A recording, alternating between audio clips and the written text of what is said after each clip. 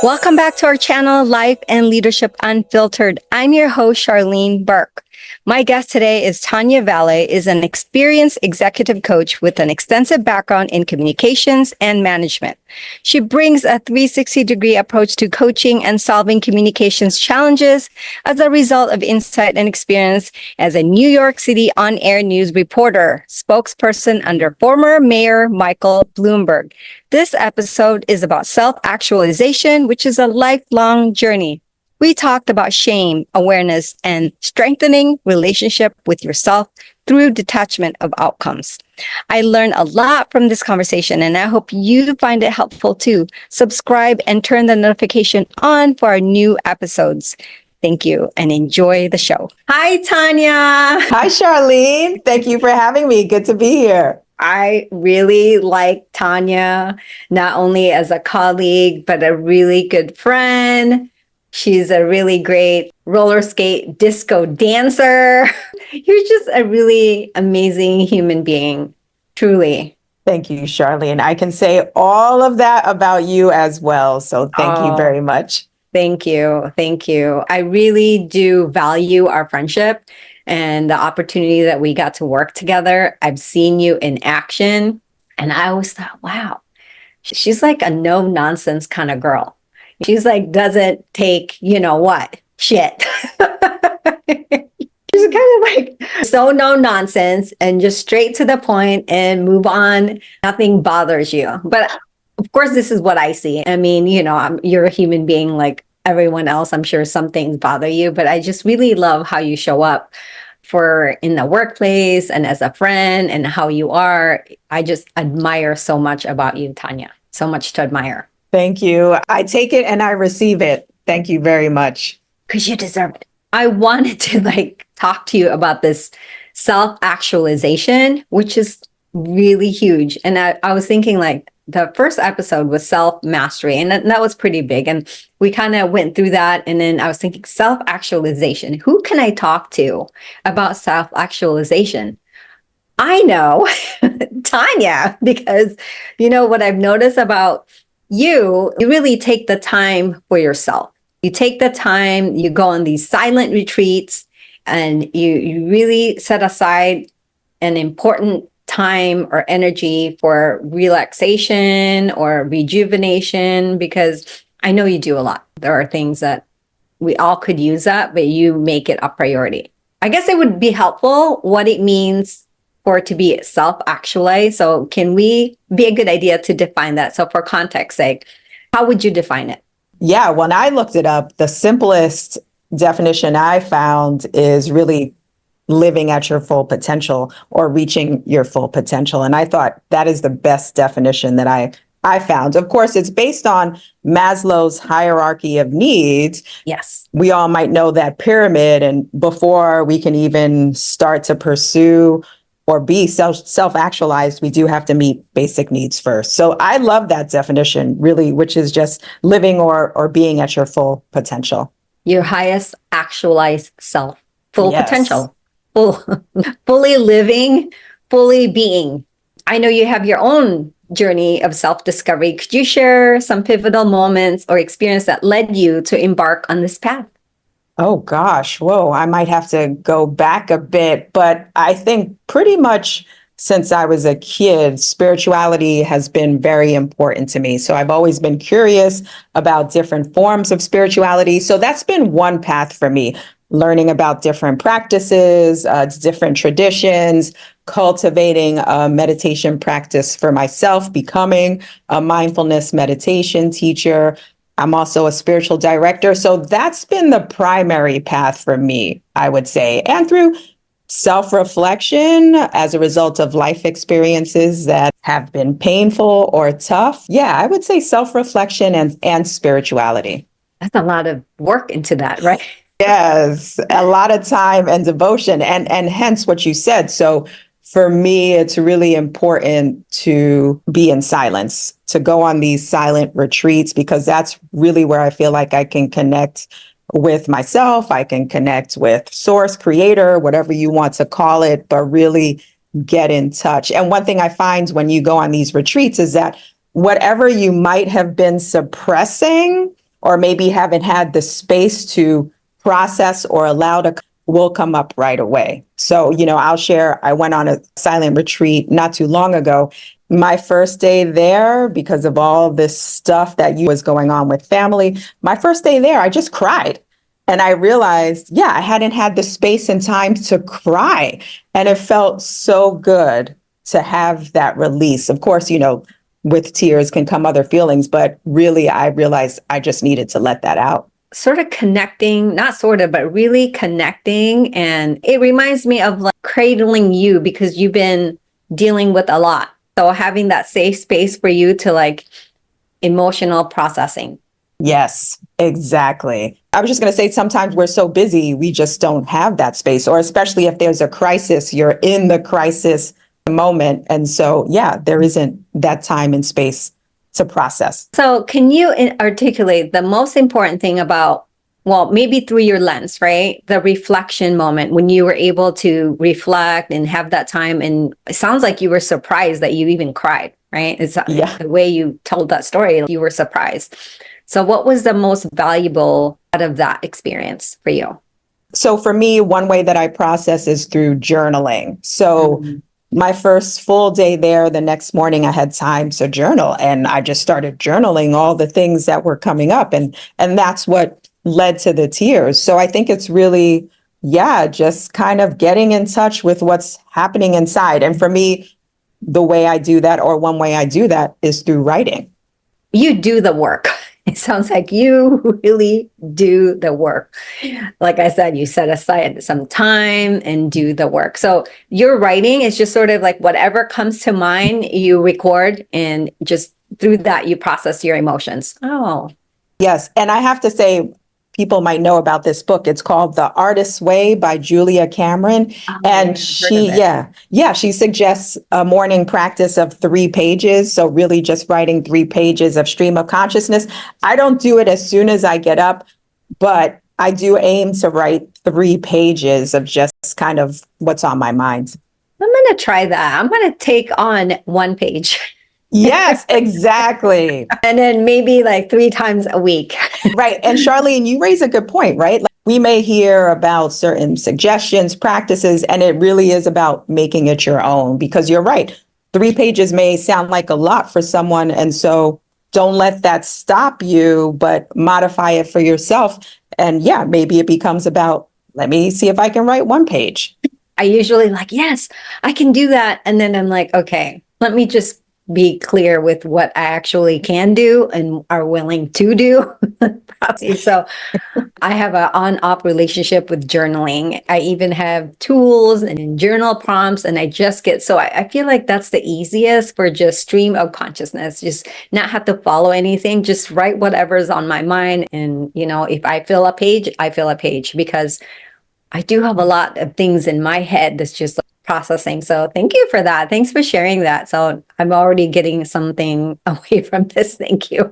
Well, my pleasure. And I'll say another practice that I used to do, maybe for people who don't like the writing, is there is something called recording and listening. And this comes from a former Zen monk. Her name is Sherry Huber, if I'm saying her last name right, Huber. So it's really where it's almost stream of consciousness, recording yourself, say in a voice memo, and then playing it back. Because from what I understand from that practice, and there can be prompts that you can use, but from that practice, I believe Sherry says that activates the inner mentor, or I'll just say, the inner wisdom, and as you listen to yourself. So that, if for people who don't like to write, maybe that's something to try. Ooh, I'm really quite interested in that, because it seems like it's much easier. You're just making this easier for that to just even like 3 minutes. Is there like suggestion time limit that you should be doing this?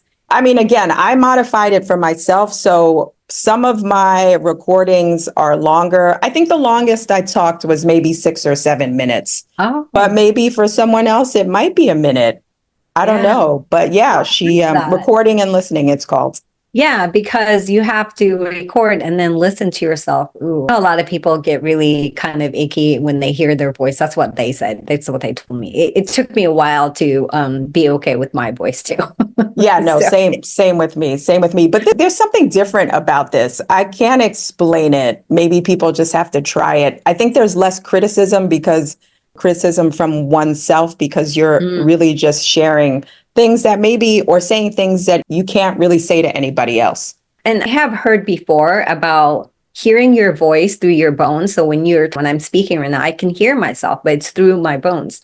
Where when you record it, you're hearing it through the airwaves, which is like, wow, I sound like that. So we all often say like, wow, I sound like that. But I like that, we have a more self-compassionate view when we're intentionally recording for ourselves and talking to ourselves. I like that. I think that's what happens. Practicing self-compassion at the same time. Yes, yes. I'm actually going to try that too, actually. So thank you. I give credit to the people who have thought of these things. Well, thanks for bringing it to our attention here.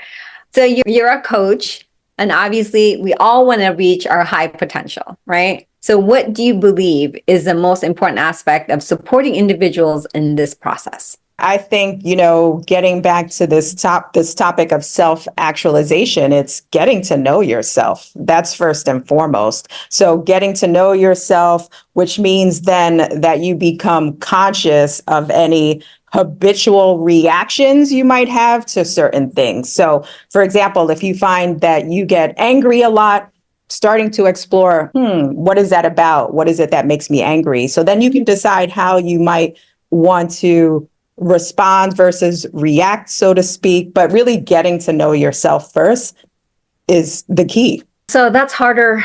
It's easier said than done, as they say, because self-awareness, oh my gosh. The thing is, you don't actually gain self-awareness unless you do the processing, unless you do the pausing, right?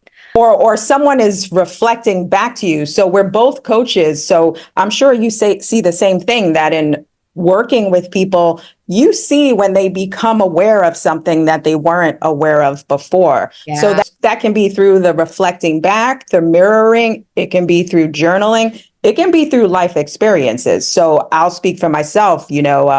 Some of my past relationships, as they say, has been dating the same person over and over, so to speak. And so you get to a point where it's like, what is the common denominator here? It's me. Yes, exactly. So I think it's time, if I want things to be different, to look at what role I'm playing. So I think all of us, if we care about growing, having better relationships, friendships, whatever it might be, we get to a point, or even in our career, wanting to make a change, we get to a point where something triggers us to start to look at ourselves.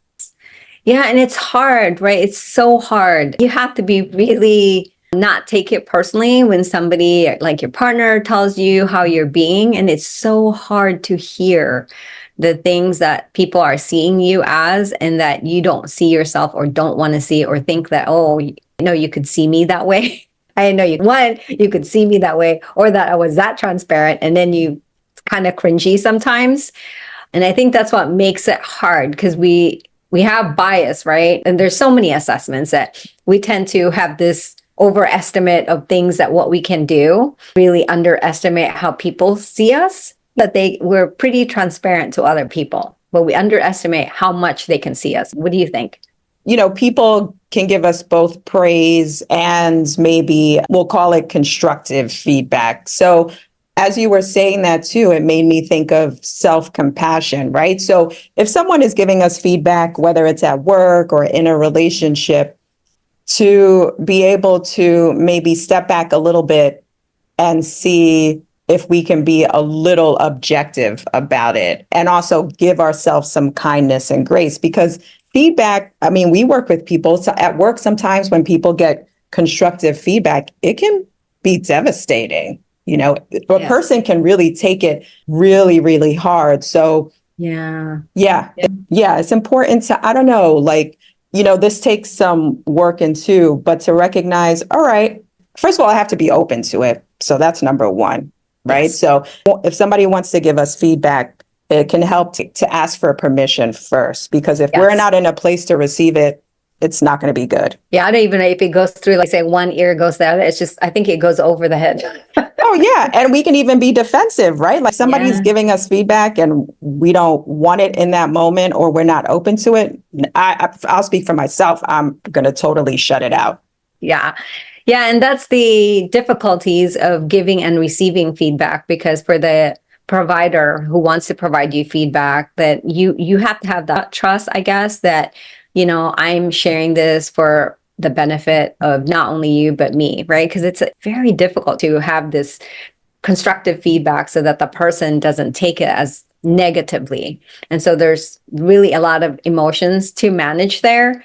And so I think you're saying self-awareness, and whether you're doing the journaling practice or the recording practice or listening for that constructive feedback really allows that reaching that high potential of knowing thyself, right? The self-actualization self. Yeah, that's some of it. Maybe not even so much self-awareness, but self-awareness is tied to getting to know yourself. But maybe it's just about, noticing the things about yourself that don't give you the results that you want.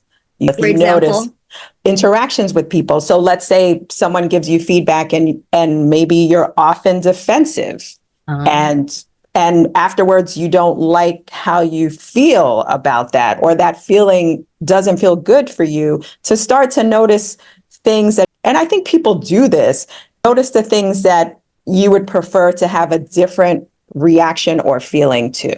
as a coach, I would be lying, or it wouldn't be good for me in my career to not be on this journey as well, right? Of self-awareness and observing myself. So it is given information about me that I wasn't ready for, one, or that didn't realize that I came off that way. Can also attest how hard that is to realize that I can often be so defensive when it's sort of also shame. I feel like embarrassed and sometimes shame. I'm like, wow, how could I be reacting that way? And again, I guess it gives us that option to, okay, how do I want to show up for myself here? Self-compassion. I am, after all, a human being who makes mistakes. Right. Yes. And shame is huge. I mean, we know there's a lot of research around it. And I will say I took a course through an 8-week mindful self-compassion course, and their definition of shame had to do with our view of how society views us or would view us in the situation. Our view. Yeah, the impact of society. So I found that really helpful because it helped to put, distance is the right word, but an observation of, oh, if I'm feeling shame, part of that is coming from outside of myself, right? So if it's coming from outside of myself, I have the opportunity to reframe it in terms of how important that is to me. That's how I took it for myself. That's so interesting, right? Yes. That allows you to separate, right? Instead of like, that's who I am, right? Taking that on as your identity, you can actually, it's like, okay, what's going on here? Well said, Charlene. Yes. I love it. Thank you. Well, again, that didn't come from me. That came from the course, at least. And that's how I interpreted it. As you can see, you do so much work. And you knew you were the right person for this topic. You're absolutely, that just gives it more stamp. So can you share a specific lesson or insight you've gained from witnessing someone's self-actualization process? Wow. I mean, we work with people, or sometimes as coaches, we work with people over a long or short term. So maybe I'll call it those aha moments. I see someone realize, wow. So I'll think of an example. So often I see this happen when a person realizes that how they thought of themselves was based on a belief. Maybe we call it a limiting belief. Let's call it a false belief. So where someone thinks that they are not capable or good enough or worthy of something. And I think that's pretty prevalent. For whatever reason, it seems to be part of societal conditioning. And same, that's something I've worked with on myself as well. Feeling worthy, feeling good enough. And that comes up quite a lot. So as a coach, when I work with someone challenging that belief, first of all, the awareness is like, what? I can actually change that? Or even an awareness that, wow, I didn't really realize that that was a belief for me. So even the awareness that, wow, I'm believing that about myself and that actually I can change that belief. And I'll add my thoughts on it, which is it's not true. It's so powerful. And why I say it's so powerful, because it allows you to have choices, right? Tell a new story about you, right? Create your own story, create your own experiences. Really a beautiful description, Tanya. And so I do love the work that we do, because we do help individuals, connect with their true self, and the true self that they like, the wholeness of themselves, the creative of themselves, right? The wholeness of it anyways. So I think it's a great benefit and opportunity that we get to experience in our own work. Yes. And that's what makes our work fulfilling too, when we realize, oh, someone is letting go of something that has been weighing them down or getting in the way of having an area of life be more full for them or fulfilling or even possible. Yes. And again, that's work as coaches we do. And that's the other thing I think it's really important if you're supporting other people to be looking at the same things within yourself. Life can be hard. Yeah, I mean, it can be challenging and unpredictable. And to the point of self-actualization, I don't know how much resilience is tied to it, but I would imagine that has to be part of it too. Yeah. Yeah, so Left to our own device, right? Left to our own thinking. Who knows what kind of stories we're telling ourselves? And that's what a coach does. Interrupt those stories, like explore and put some microscope, like, okay, what story? And is this story helping you? And so we get to write that story. And that's very empowering, super empowering. Because you've done all this work, and you inspire me so much, Tanya, of how we are seen by the society. Your own personal journey of self-actualization influenced your own life journey. How has that, if you weren't doing the work all you're doing, I don't know if you realize where you would be today. Really hard to imagine, because that's like thinking of a totally different person. I will say we're entrepreneurs, we're self-employed, we're business owners, and self-actualization plays into that in a way that I believe is because we're honoring who we are and what's true to us. And of course, things can change. I may decide to become an employee tomorrow, but in this moment, the work that I do now supports that path of really wanting to live at my full potential. At your full potential with your core values, right? And showing up in the way that you imagine yourself that you could show up, right? Yes, yes. Giving ourselves that permission. We give each other permission, which is like really amazing about our work. Yeah. And honoring our worth, right? Though for me, this is part of honoring my worth in a way of feeling that I'm worthy of exploring, pursuing the type of work I want to do and the way I want to do it. So to me, it's tied to my worth and honoring myself. And again, look, things can change tomorrow, but right now, thankfully, things are working out well. Well put. And I love that permission that, hey, we can always change directions. We can, no one's stuck. I guess worrying about what others will think of us, like what you said, right? I can change my mind. It's okay. Absolutely, because you are your own person. You are your own person. And to your point, too, I think that's part of it. Self-actualization, too. Like you said, creating your own story, following your own path, and giving yourself permission to pivot or change if that's what's best for you. And I think some of the like Buddhist or wisdom in relationship to self-actualization is like detachment, right? To not really attaching to certain things, right? Or the view of like a role or who we are. Give ourselves permission to sort of like a water, I guess Bruce Lee, right? Said it well. Be water.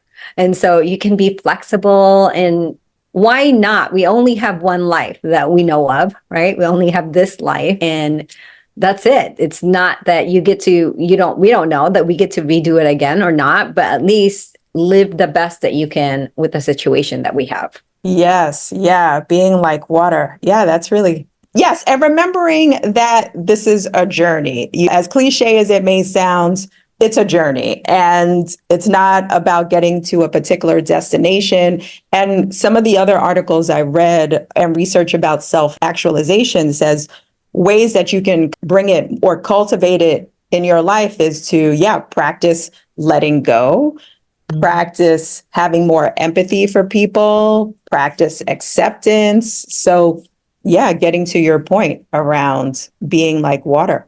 Letting go. What should we first let go of? What do you think are the things that we should let go of? You said it, non-attachment, right? So maybe it's non-attachment to the outcome. And I have conversations. So I do communications coaching as well. And a lot of times I work with people who are preparing for difficult conversations, maybe with their managers, maybe with a partner. And what we really talk about is being open to not being attached to a particular outcome. Yeah. And that's so hard work. Oh, yeah. Yeah. Because we all want to put our effort into success. Yes. And we all want things to turn out the way we think they should turn out. But sometimes, and you probably hear this from people, I heard this from a person today. They shared that in the past, they've gone into conversations thinking that they want it to go a particular way. Yeah. But when it didn't, it actually turned out to be better. Yeah. So allowing for the possibility that it could be even better than what you might think or want for yourself.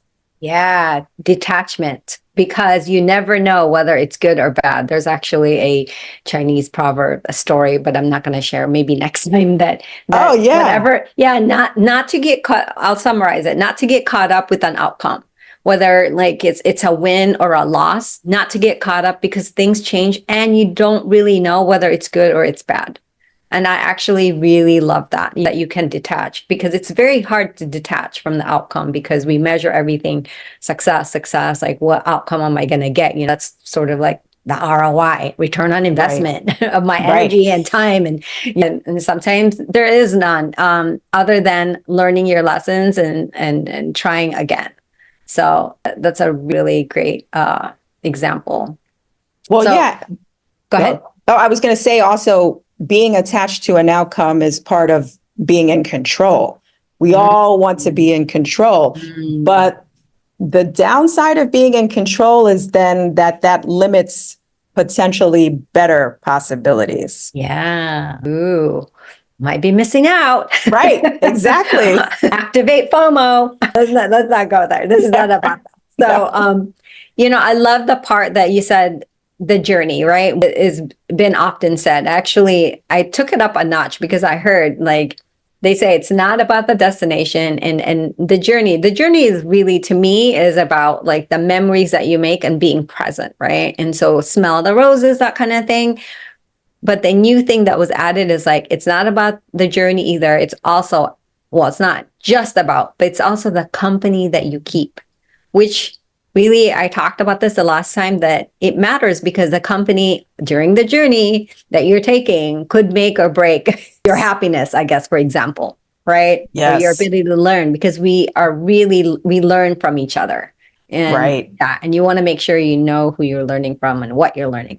Right. Yes. So being open to letting go of friendships or relationships that bring you down, in essence, or stop you from growing. And that might be hard, but that can be part of it. That can be part of it. Yeah. Self-actualization is not an easy thing, for sure. No, but it can be done with empathy, right? You can have empathy for the other person. It doesn't have to be mean or unkind. And of course, having grace and self-compassion for yourself. Sure. That's really important, right? Self-awareness, self-compassion, maybe like really getting to know yourself through feedback and the different exercises that you shared today. And I'm sure there's a lot more, people can find out how it is, a pathway to get to know, including hiring a coach. Right? Yeah, yes. And to your point too of being present, that is super important. Of course, again, Maslow's hierarchy of needs, once everything else has been met. Although I will say, even though the pyramid is basic needs and up to self-actualization, I read some research which said it's not linear. It's not linear. So it's not about, oh, I get to one stage, then I move up to the other. It's not. But to your point around being present, that is super important too. So it means it's kind of cyclical. We kind of go back. Safety is Yeah, really important, right? Safety right. is important, just like the feedback. Do I feel safe to hear your feedback? Because whatever safe, you want to feel safe in the interaction and with the people around you, right? So that's Yes. part of the hierarchy of needs that Right. we Yeah. say. Yeah. Safety, physiological needs, love and belonging, Yes. self-esteem. Yes. Yeah. All the So, human needs, yes, our needs. exactly. Yeah. So if we could think of one thing that you would want our viewers and listeners who are on their journey to self-actualization to take away, what would that one thing be? If nothing else, what could that one thing be? I mean, it's really to love yourself. And I'll speak for myself. That is something that I continue to work on because I used to be really, really self-critical, really, Mm, really. And it used to give me headaches. It wow. gave me nightmares. You feel it when we're talking to ourselves in a way that is harmful, really, we feel it in our bodies. So really, if you feel like, and you probably hear this from clients too. I hear this all the time, this being critical of ourselves, expecting ourselves to be perfect or being perfectionists. And the problem with perfection is then there's no room to grow. Perfect is stagnant, right? Like perfect is fixed. There's Yes. nowhere to go from there. And as humans, I mean, thankfully we can continue to grow and grow, but really it's to cultivate that self-love again, because that's been something that's been important for me and has been really helpful so that when things happen or if somebody criticizes you, you can decide if you want to accept that, but ultimately you're not going to speak to yourself in a way that puts yourself down. It's so funny if we could hear ourselves say out loud the things that we actually say to ourselves or to some other person. Yes. It's pretty intense and mean, probably. I don't know. I could Yes. speak for myself. Yeah. I've Yeah. heard myself kind of in my mind. I'm like, oh my gosh, that's what I'm thinking. Yeah. Yes. And it's not true. Yes, you can say, I made a mistake. Here's how I want to change, or here's what I want to do going forward. But you don't beat the constant drum of, I'm this, I'm that, I did that, I'm terrible, whatever it is. You look at it, you reflect on it, and you move forward. Well said. The one thing I'm taking away is that I'm going to do the recording and I want to see how that works. I hear myself, just even 1 minute. I'm going to just say what's on my mind and say it and listen to it and see what happens. So thank you for all the nuggets and tidbits of ways to reach our highest potential to self-actualization. I really appreciate your time, Tanya, and I hope you enjoyed our conversation today. I did. Thank you. And of course, I'm still on that path too. So thank you for the opportunity to talk about it. Yes, you're very inspiring and I'm ready to go. So You for already one have a minute, long to-do list, Charlene. it's an on and off relationship too, but you got to make space for the being part, not just, we're not human doing, we're human beings. So I do make space for that or merge the two. So, yeah. Excellent. All right. See you, everybody. Thank you. Thank you, Tanya, for being here. You're a delight. Thank you, Charlene. Likewise.